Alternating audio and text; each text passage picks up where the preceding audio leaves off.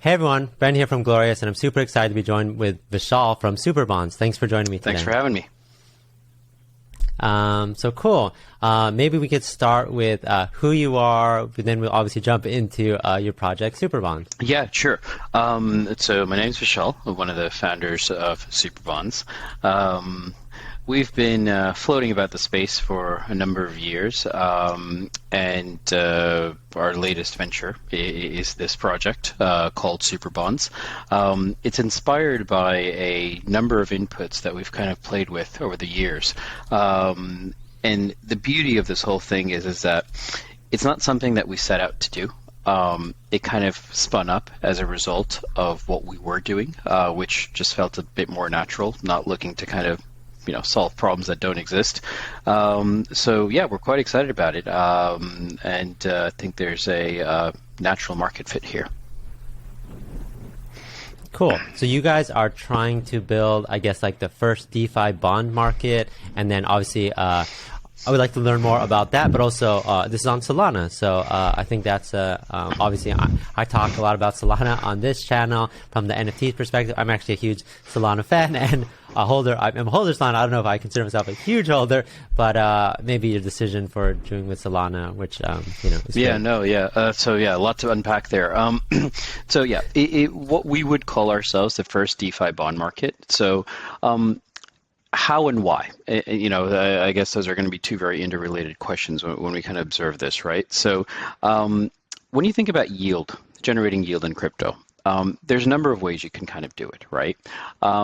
Take the centralized approach. If you wanted to generate a fixed yield, right? You could go and deposit some money at a lending desk or some sort of platform, or you could go onto a trading platform, buy the coin, sell the future, and you have a guaranteed fixed yield over some period of time, minus some delta, right? If you wanted to generate yield in DeFi, you really don't have fixed yield options. You have variable yield options, whether you're an LP token holder of some sorts or you're farming or whatever it is, right? The actual value of what you are generating is fluctuating. Why can't you have both, right? That's the whole point. And we think there's a big use case here. Imagine you're able to come to the platform. Now I'm actually describing our platform. Give a certain amount of cash. In return, take a bond, which is actually an NFT, in your possession and go away. Come back after a certain period of time, and you will know how much you're going to get back for that bond already, if that made sense. They may have lost it a bit. But the point is that there's certainty. From the day you purchase the bond, you know what it's going to be worth at a certain point in the future. And that serves a purpose in that it helps diversify, but it also kind of helps take on some initial risk, right? So if we look at yields in the space right now, our platform, when it's launching, it's likely going to be launching around 30-day yields at around, say, 10 to 12%, right? So 12%, 30 days. Okay, well, you come up and you put whatever it is, so let's inflate some numbers, right? Let's say you put in 99 grand or whatever it is, right? Well, you get an NFT, you're going to get 100 grand when you come back in 30 days, 2 years from now, doesn't matter, whatever, right? The smart contract holds it for you. You come back earlier and you get a little bit something else, but you get the pro rata version of it, whatever it is. But the point is that you always know what you're going to earn.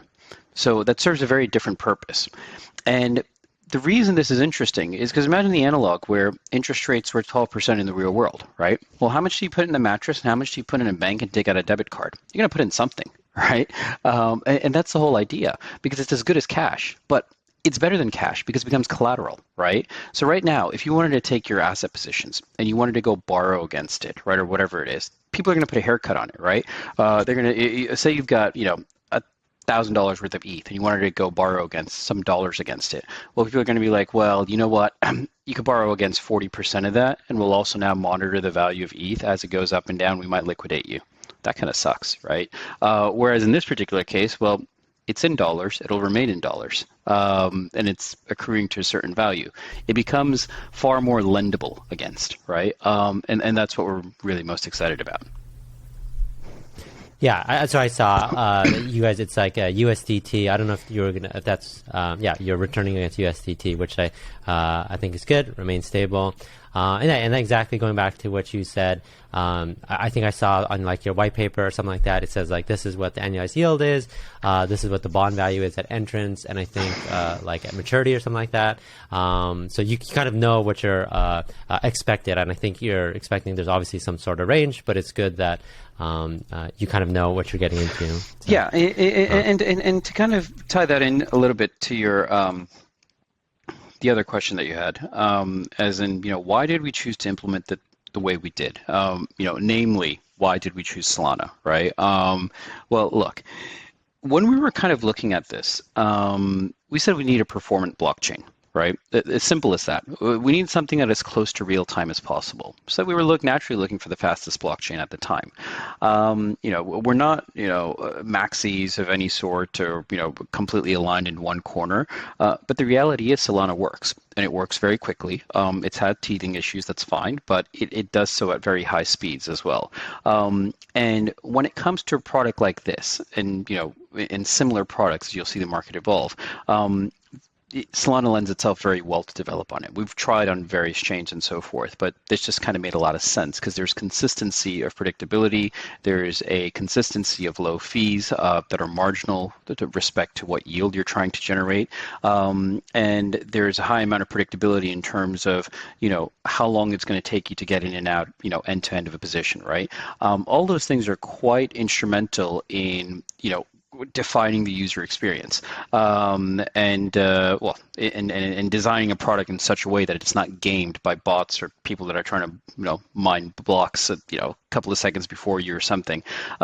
So it reduces a lot of the gaming effects, and for us that's why Solana made a natural choice. I mean, I would add that the way this product is designed, and you're going to see this right out of the gates when we release, basically end of Q1, is that it is effectively grabbing dollar stable yields from across the universe in dApps, cross-chain, right? We go cross-chain, we'll grab dollar stable yields from all the layer twos, some, not all the layer twos, some layer twos, some layer ones, et cetera, whatever, put them through a bridge and make Solana the faucet, and we package it as fixed yield, right? So when you come and you interact with this platform, you're effectively interacting with stablecoin yields, across chains. So you've reduced everything to a single transaction. And we think that packs, pretty solid value. Got it. Just going on to your earlier point, I know you mentioned like NFTs, and you guys are saying like first bond market through financial NFTs. Maybe you talk a little bit about, and when I hear Solana these days, I always think of like, NFTs and NFT collections. Obviously, all the pros that you listed, obviously, is a reason why a lot of people go ahead choose that over something like Ethereum.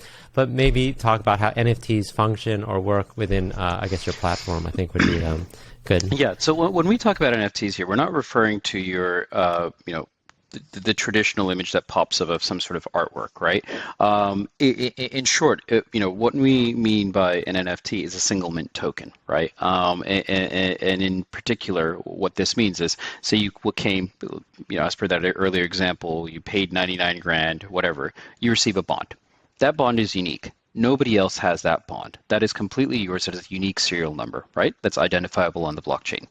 If somebody else came in to bought a bond, it would be a different serial number. It doesn't matter, if it was the same yield or not, but it's different. It's unique to them. The reason this is interesting is because now you start a trail of provenance, right? And you can transfer this bond to somebody. They could transfer it to you. If the bond is accruing anything outside of its fixed yield, like say if you stake the bond and you can earn something else on it or whatever it is, right? Those move around with the bond as well. So what we're doing is we're kind of enabling the movement of unique assets. If you really want to kind of stretch your imagination, but yeah, it's a financial NFT. It's unique. Denominated in numbers, no pictures. Got it. Yeah. Just wanted to obviously clarify that for my audience and things like that. But that totally makes a ton of sense. I wanted to kind of jump around to like kind of where you are right now in terms of, okay, where's the platform? We keep talking about the platform. Where's the platform stand now? what's your current stage you're in right now, and then of course we'll start there, and then I'll ask my next question. Yeah. So we are basically the V1 platform code is more or less finished. It's going into audit now, as most I guess serious projects should. And so once that audit is complete, the mainnet will launch. The public DevNet is going to be available this week for users to kind of play around with, so they can get a feel for the product as to how it functions and so forth. The supporting token that we have in there, I would say that in this particular case, sometimes I think people try to force the token issue. This is like, we'll create a token just because it's a crypto project, right? It just feels like the thing to do. But right, yeah. I definitely I talked to a lot of projects that are like, okay, we're gonna just create literally the first thing to do is create a token and then figure out the utility and what it's for and our community and our direction, and then it just becomes a mess. So that's kind of like why you guys already have work on a platform, and like I said, it's going to be released relatively soon. So that's obviously the best way to do it, and it sounds like you guys have obviously a strong community starting already. So. Yeah, no, and we've had some good, some good votes of confidence from various key members in the ecosystem. But our token very much is simple. It's straightforward. It's a gas, right? It is required to kind of transact, buy, sell, check the value of a bond, and that becomes valuable because over time it's finite in supply, but it's something that will be determinable by the community in the future, right, as to what the emission curve looks like. When you take a look at the white paper, it will become self-evident. But the point is that, without that, it is actually quite intrinsic to the functioning of the entire system. You couldn't actually do anything without that token. So it's not as if it just sits on the periphery and it's made to look like it's actually incorporated into the system or just gives you some sort of fee discounts. No, without it, you can't do anything. And we thought that was quite, it was the right approach to take. Yeah, that makes sense. Like it has, obviously straightforward utility. You're not trying to do anything fancy with it, things like that. So that makes a lot of sense. I know. So for my viewers, obviously put a lot of this information in the description. But if they were, because the token is launched, I saw that you guys are going to be listing on a bunch of exchanges relatively soon. So maybe you could talk a little bit about that and how that's going. Yeah, actually, I guess today is January 17th. So tomorrow we will be launching on a centralized exchange, very well-known centralized exchange. Actually, the word's out now. I think we're going to start on MXC. MXC, yeah. I saw that. Yeah, MXC, I saw. So I always try to make sure that we only discuss things that no spoilers and like that. Yeah, so I saw it's MXC, so that's great. Yeah, so we'll start out there and test the waters. I mean, our socials have been kind of blowing up over the last 24 hours with people kind of inbound. A lot of interest in the project is kind of pouring in from across the Solana ecosystem as well, which is quite nice. We expect liquidity to build and the access to become easier. You could also access it on Radium if you wanted to, just staying true to the spirit and putting it on a decentralized exchange. But there will be multiple avenues for liquidity. Got it. Yeah. So it's good. I think you guys are definitely focused on obviously getting this listed on as much places as possible. And I've talked about MXC before. I actually have a partnership with them, so I actually love that platform. So great choice. But also it's great that you are also has a team working actually directly on the platform. So I think that's great. So I think I cut you off a little bit earlier. I know that V1 is coming, and I assume that you guys are obviously going to continue to build additional features on it and continue to push that as well, right? Yeah, definitely. I mean, the V1 itself is a very interesting build, right? So one of the things that we spoke about was what a trader gets when they come to the platform, right? When you come and you buy a bond, you get a fixed yield and you go away with it. Okay, fine. Who's giving you that yield? Right? And how are you getting that, say in that particular case, that extra grand, that 99 to 100 grand, right? Well, somebody's got to pay for it, right? So we create an LP pool. LP pools contribute liquidity to this. Now, unlike other LP pools, in this particular case, if people keep buying bonds, the LP pool is going to lose money, right? So why would an LP ever actually put capital into this LP pool? So this is where the intricate framework kind of comes in. We subsidize those yields or the LP performance in such a way that the gains to the LP pool are materially higher.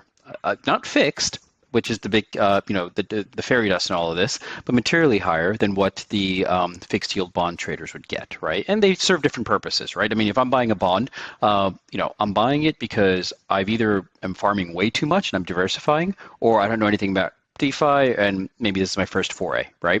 So it serves a certain purpose, whereas the LP is looking for a certain amount of risk, right? And one of the key distinctions between us and other existing platforms that kind of try to generate yield is that we are fully on chain. We are fully automated. This is programmatic, right? In the sense that when the capital comes in from the bond trader, right? Say they bought the bond, so we got your 99 grand. The system says, okay, I've got 99 grand. I don't want to play hot potato, but how am I going to not be capital inefficient? Where's this money going to go, right? So there's a risk framework that defines where it can go. There's a risk framework then that defines where it may go, subject to prevailing market conditions, right? And that's not as simple as saying, hey, what's the TVL and what's the yield? It gets far more intricate, and it says, what's the concentration of risk am I deploying into a particular pool? What's the concentration of risk of my own capital, even if I'm not concentrated in that pool? And so basically mitigating rug risk by, making sure that it's kind of deploying capital in an efficient way. And there's no other platform that we know that does this systematically, programmatically on-chain. Every penny is accounted for. So there's no, hey, hang on while I go sell some puts on a centralized exchange. Not to say somebody's doing that, but yeah.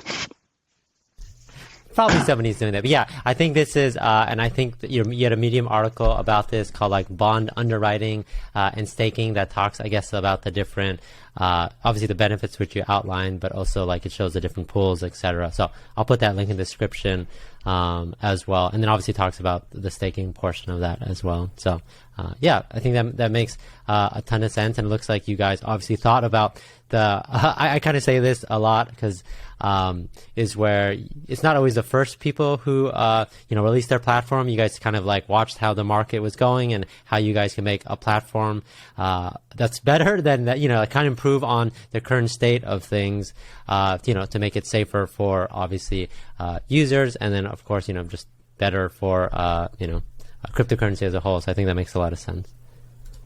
So cool. I asked this question, even though I said I don't ask for spoilers much, is like based off like your roadmap, just the things that are coming up, what do you think is like the most exciting for you? What could be something that's going on in like a couple days, a couple weeks, or maybe in like a couple years. But like obviously you are a huge part of the SuperBonds project. But like, and again, I don't want to ask you spoilers, anything that you're willing to share, but things that you think could be coming up in version 2, version 3, or a platform, or anything specifically. I just like to. Yeah, I mean, look, we like to respond to the market, right? The market is going to tell us what they think of the product. The market's never wrong, right? And you iterate based on it. One of the cool key things that we're working on, though, is a function of that market input, right? And I'm personally very excited about it. And basically, it's going to be the first real approach at unsecured lending in this space, whereby what I mean is the following.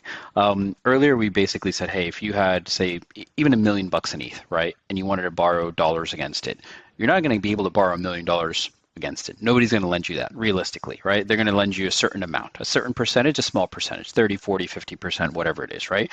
And that's basically because they want to be able to liquidate you with enough risk if ETH kind of collapsed, right? Well, that doesn't really open up the lending markets, right? Unfortunately. So who actually has access to unsecured borrowing? A lot of trading desks do, right? Amongst themselves and so forth, right? But other entities within the space don't. And nor do people have the ability to lend to those entities as well, right? So as we see the market kind of organizing itself into entities such as DAOs, tribes, whatever you wanted to call it, right? The point is that we are doing away we are coming to a point where there is more than one person or a number of people involved in making a financial decision for a particular entity or whatever it is. If that is the case, we are naturally reducing the number of incidences by bad actors, right? So if you're an individual and I made an unsecured loan to you, you run off, I can't really do anything. It kind of sucks, right? But if there was a DAO, right, and say it had the right criteria, say it's been around for X amount of time, has Y amount of capital, and Z amount of users, right? Well, the chances of those guys kind of not making good on what they borrow are far less, right? And so we want the market to assess what that risk is. So in short, what this will amount to, what this will crystallize into, is that organized entities, and there will be a selective process initially, after which it will be automated, will be able to issue bonds on the platform, true bonds. And when they do, they will basically be raising their capital, and whoever wants to kind of provide the capital can. They may get funded, they may not get funded. The risks are going to be quite apparent and obvious, right? But that will be part of the profiling that kind of goes into it. And people will kind of build credibility this way. I think, we think the market is at that stage now where they are kind of saying, okay, we're willing to kind of embrace and kind of take on this type of risk. So we're very excited about that because we don't really see that in the market right now. And we think there's a naturally growing audience for this. Got it. Okay. Yeah. No. That makes a ton of sense. Yeah. So maybe you could let my audience know a little bit about how they can be involved in this. Obviously, we talked a little bit about, okay, the platform is coming up, version 1 is coming up relatively soon. Obviously, look out for the, MEXC and Radium is available. But if there's other ways that, whether it's simply join on your socials to keep engaged and provide feedback on everything going on, maybe you could talk a little bit about how they can get involved, how your current community's involved, anything around that. Yeah, so the community's active in kind of telling us what they want to see, and we're always kind of we always want to respond to that. So definitely join the socials, definitely tell us what we're doing right and what we're not doing right, more importantly, and become an active member. I think I don't want to basically say anything about the token, but I think that if you think about it in its totality and what it has to entail at the end of the day, that is a direct vote of confidence in the project. And I could probably say that in those precise words. I can't really say anything else, but I would say that become active, right? Let us know. You don't have to own a token. Great, it doesn't matter, right? But tell us what are we doing right? What are we doing wrong? And we'll adopt. We'll pivot. We'll make changes based on what the market is saying. But the user experience here is what we're really aiming for, right? And if by any means any of it, when you start using that DevNet, it becomes confusing or glitchy or whatever, we stand ready to kind of fix all that right away, because in developing it at times, you do kind of become a little bit tunnel visioned into saying, okay, well, that's obvious when it's not obvious. So we'd appreciate that, and any input would be most welcome, really. Cool. Yeah, I'll definitely put the socials in the description of this video. I obviously appreciate your time. I also put, you guys have a white paper that's out that has some cool charts that kind of explain like the value of this and kind of like the process which you outlined today. So I'll also put that in the description for everyone to check out as well. Before we sign off today, was there anything else that you wanted to specifically mention about whether it could be the roadmap or the timeline? Or anything specifically that you want to? Yeah, I would say a lot of the cool things that we're working on right now just are not out in the public domain. So this the stuff that you see is and that you read about, think of it as a subset of the real stuff that we're working on. And I can't wait to kind of disclose all that as the appropriate time kind of comes up. Yeah, I saw that there wasn't like an official roadmap or anything like that, which is fine. Like I think that's totally good. You obviously, and you kind of hinted at it, is like if you, and I think obviously the white paper outlines this, it's where if you believe in what they're doing, the platform, don't really think about too much about token. People get wrapped up too much into like, oh, the tokens go up or down, or this is what it's going to do in like a week when after we do this like marketing. It's just like, well, this is the platform. This is what we're trying to do. This is why we're trying to provide value. And this is why people, so to use the platform, it's up to them if they believe that, whether they should buy the token. So this is part of you guys doing your own research. But I think that makes a lot of sense. And I think all the extra things that you plan in the future, these cool features, I think will just be like multiple cherries on top, or however you say it. But I think that's good. That makes a lot of sense. So I think you're building something definitely interesting, and I definitely want to check it out for myself. 2 more days. 2 more days, yeah. But cool. So thank you. I appreciate your time. Super excited about SuperBonds in general. I'll definitely keep my audience updated on all the listings and things like that and everything going on. But thank you. Thanks a lot. Really appreciate it. All right. Talk to you guys later.